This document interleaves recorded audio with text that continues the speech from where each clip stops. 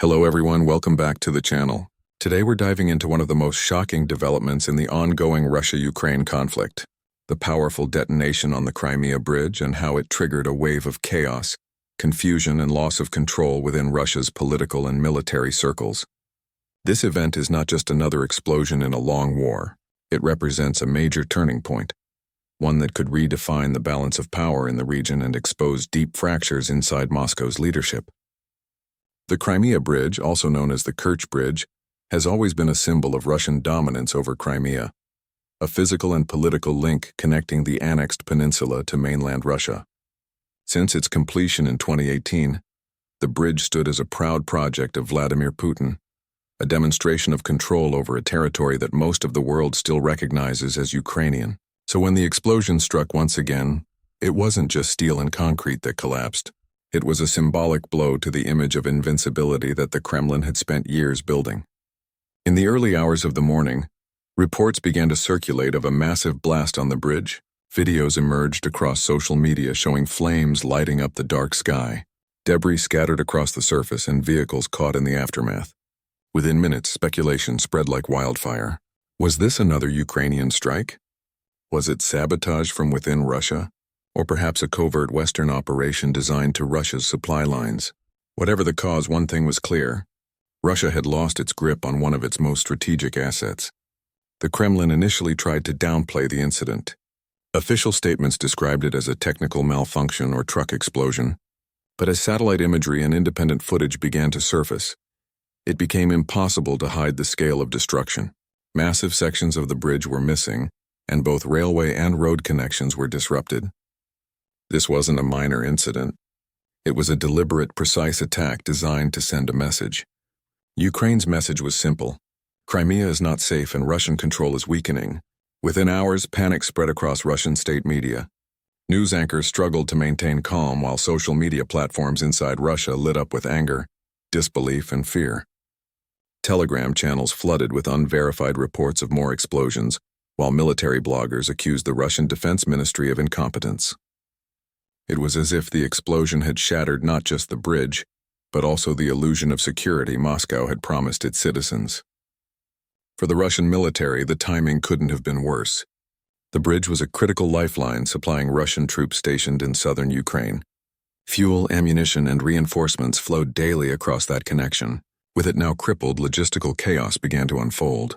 Long convoys rerouted through occupied territories faced constant drone strikes and ambushes. Soldiers complained of delays and shortages, and Russian morale began to sink further. Inside the Kremlin, the atmosphere grew tense. Putin reportedly held emergency meetings with security officials, demanding answers and swift retaliation. His frustration was visible in his rare public appearances. He called the explosion an act of terrorism and vowed that those responsible would face consequences. But beyond the rhetoric, the Kremlin faced a grim reality. No matter how much it tried to project strength, its grip over Crimea was slipping away. Ukraine, though careful not to officially claim responsibility, couldn't hide its satisfaction. Government officials and military spokespeople hinted that the operation was part of a broader effort to isolate Crimea and force Russian troops into retreat. Analysts around the world saw this as a masterstroke, a psychological and strategic victory rolled into one. By hitting the bridge, Ukraine not only disrupted Russian logistics but also struck directly at the core of Russian pride. The explosion also exposed the vulnerability of Russian infrastructure. Despite billions spent on military defenses and surveillance, a single attack managed to one of the most heavily guarded structures in the region. Experts began questioning how such a vital link could be so poorly protected. Was it complacency, corruption, or perhaps internal sabotage from factions within Russia, unhappy with how the war was being managed? As the investigation unfolded, more details emerged. Some reports suggested that sea drones loaded with explosives were used to strike the bridge's pillars from below. Others hinted at an internal leak, someone within the Russian system providing Ukraine with key coordinates and timing. Whatever the method, the success of the operation highlighted the growing sophistication of Ukrainian tactics and the declining efficiency of Russian countermeasures. For ordinary Russians, the explosion was a harsh wake-up call. The war that had been portrayed as distant and under control suddenly felt very close to home.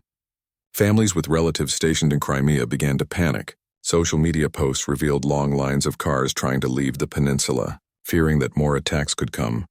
Crimean residents started to experience blackouts, internet disruptions, and shortages of essential goods. What had once been advertised as a safe and forever Russian territory now looked fragile and exposed. The international reaction was swift. Western governments praised Ukraine's courage, calling the attack a legitimate act of resistance. Meanwhile, Moscow accused the West of orchestrating the incident, warning of retaliation. But despite the tough talk, Russia's options were limited. Each retaliatory strike only drained its resources further.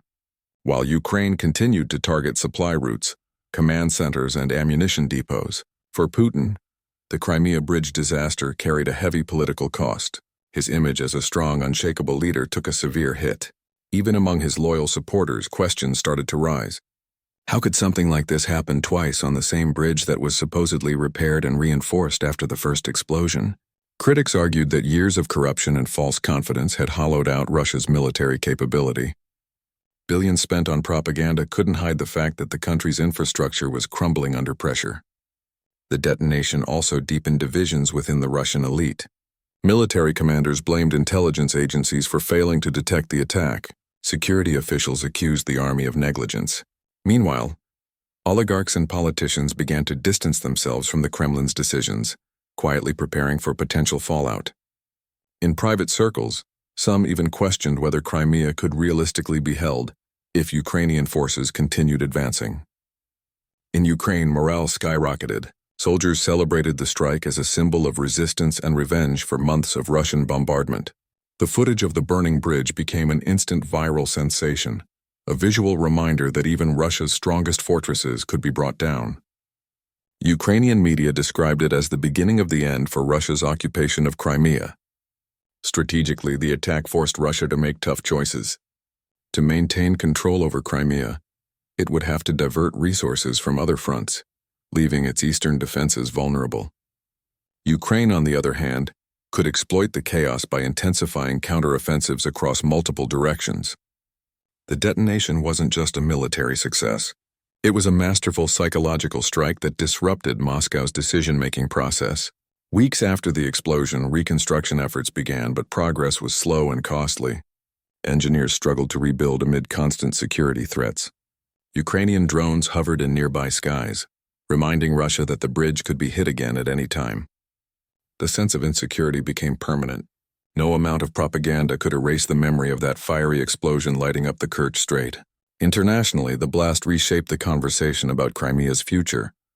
Many analysts argued that Ukraine had now proven it could reach and damage critical infrastructure deep inside Russian-controlled areas. Western support intensified with new shipments of long-range missiles and advanced drones. The message was clear. The tide of the war was shifting.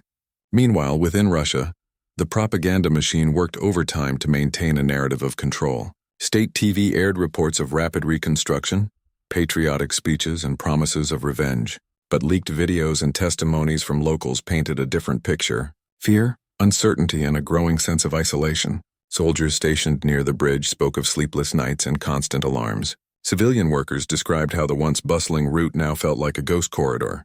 The detonation also reignited debates over Crimea's legality and its ultimate fate. Many Western diplomats began openly discussing the possibility of Ukraine retaking the peninsula, something that had once seemed impossible. The psychological barrier that Russia had built, the belief that Crimea was untouchable, had been shattered. Putin's administration faced an impossible balancing act. On one hand, it needed to reassure the public that control over Crimea remained firm. On the other, it had to acknowledge that Ukraine's growing reach posed a real threat. The Kremlin's response became increasingly aggressive. More missile strikes, more propaganda, more arrests of critics at home. Yet each new measure only highlighted Russia's desperation.